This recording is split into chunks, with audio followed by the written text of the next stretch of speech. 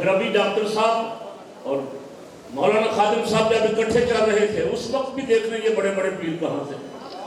بعد میں تو ان کا بہانہ بن گیا نہیں اختلاف ہو گیا اتحاد ہونا چاہیے. تو ہم تو اتحاد کے حامی رہے ہیں.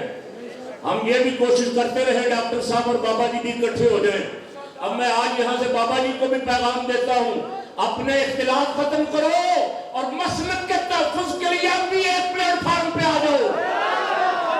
ضرورت ہے, وقت ہے اس وقت ایک پلیٹ فارم پہ جمع ہو کے جعلی پیروں کا جنہیں برطانیہ سے بھیجا گیا ہے, برطانوی نیشنل ہیں اور سیاست یہاں آگ یہاں لگانا چاہتے ہیں. جس دن آگ لگ جائے گی ٹکٹ لیں گے اور لندن روانہ ہو جائیں.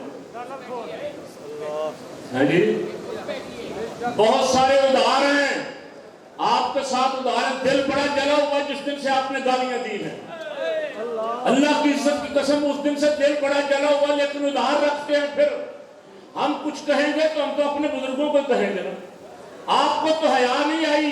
سیدہ کی عزت پہ پہلا ڈاکٹر صاحب نے دیا ہے, صحابہ کرام کی عظمت پہ پہلا ڈاکٹر صاحب نے دیا ہے. قوم کھڑی ہے اور مجھے خوشی ہے بہت سارے نوجوان مرید جو ہیں وہ بیعتیں توڑ رہے ہیں, بہت سارے اعلان لا تعلقی کر رہے ہیں جعلی پیروں سے. شاید یہ وہ مرحلہ آ گیا ہے کہ قوم پہچان لے کہ ان جعلی پیروں نے ہمارا بیڑا غرق کیا.